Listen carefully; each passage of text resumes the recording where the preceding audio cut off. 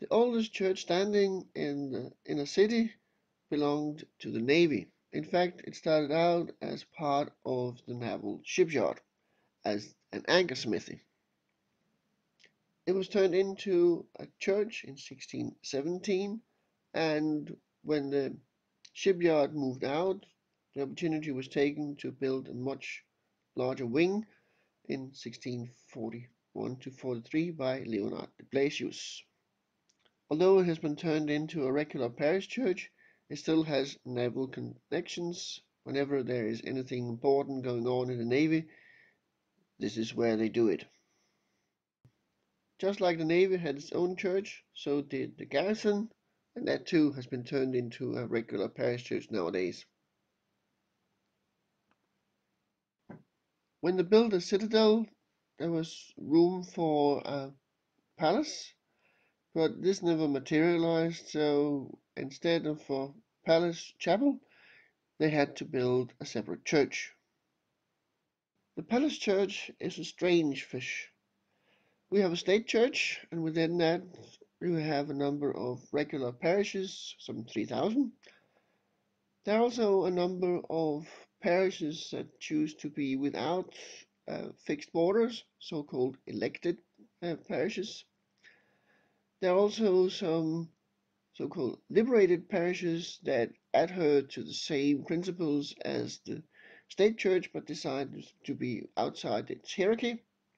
And then there is the palace church. This is the private church of the Queen, which means it does not fit in any of the parish situations and do not have a congregation. It has its origins with the second of the third castles that burned in 1884, but the church survived until it was burned down in 1992 by an idiot with an emergency rocket that fired onto the roof and ignited the whole thing. It has been meticulously restored, although it was not an easy task because some of the techniques used for building the original church has been lost in memory.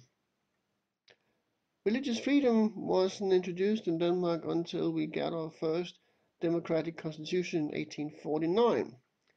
There was a lot of expats that were Catholic, but they couldn't build a church because of that. The Catholic congregation circumvented that by using a plot of land owned by the Austro-Hungarian embassy, since that was technically Austrian soil.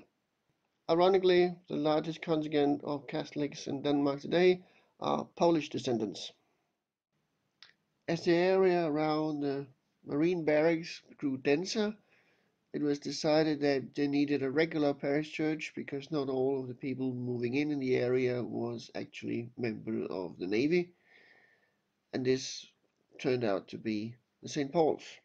Upon becoming son-in-law to the Danish king in 1866, the Tsar Alexander III felt a safe haven in Copenhagen, one where he wasn't constantly looking over his shoulder for assassinations.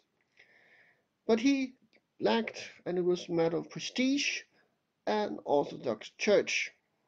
After some diplomatic wrangling and some financial negotiations, it was eventually built, and well, the Tsar was not overly pleased, but at least he had a church now.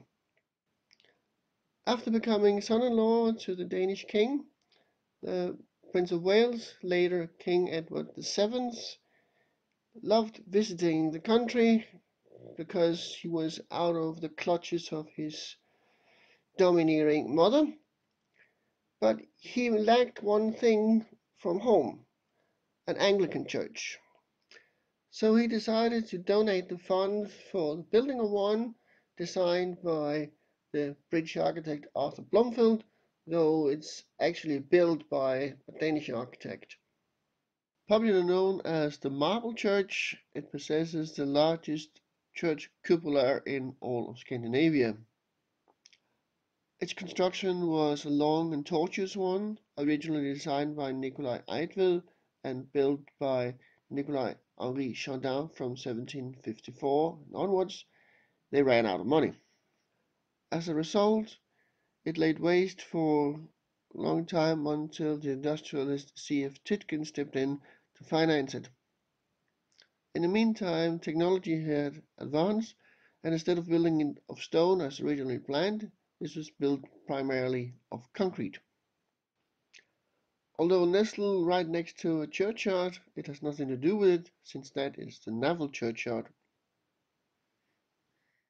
Lying very close to St. Paul's, it was decided that this church was to be sold off when the number of parishioners declined during the 20th century, and it was turned over to the Methodists.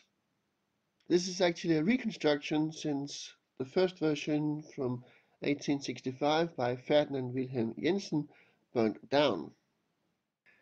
Perhaps the most complicated building history of all churches in Copenhagen is that of St. Nicholas. Originally one of the two medieval parish churches, it was torn down after the Reformation and rebuilt from 1587 to 91. Nothing of that building, however, remains, because in 1795 the church, along with most of the city, burned down, and it had to wait more than 100 years before they actually rebuilt the nave in a shorter version than originally. This nave was then consecrated but never actually used as a church. Instead, it was used first as a library and later, that is now, like an art exhibition center. Meanwhile, the tower had its own life. It was added in the beginning of the 17th century, and like the church, burned, but a shell was still standing, so that was patched up and used by the fire department, ironically. It did not get a roof, however, until the rest of the church was rebuilt. Just like there are many Germans in Copenhagen, there has always been a lot of Swedish too. After all, the proximity to the border is a factor.